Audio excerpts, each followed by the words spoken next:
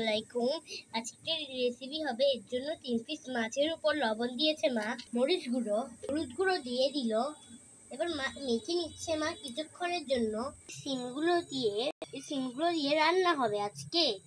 এদিকে একটি ডিশ হচ্ছে পুঁইশাকের বিচি দিয়ে 1 মিনিট মা মেখে নিয়েছে মাছগুলো দিয়ে দিচ্ছে মা।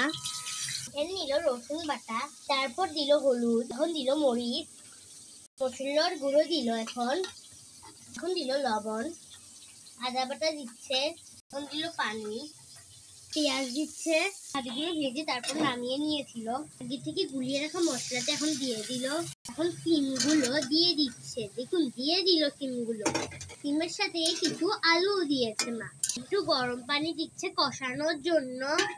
মাছগুলো দিয়ে দিচ্ছে, সবগুলো মাছ দিয়ে দিয়েছে। দেখুন এটা হয়ে গিয়েছে, দেখুন এখন এটি নামিয়ে ফেলবে। দেখুন এখন মা পাতিলে ঢেলে নিল।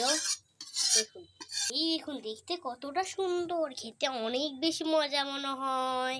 আরেকটি তরকারি হলো শুটকি দিয়ে পুঁইশাকের বিচি। দেখুন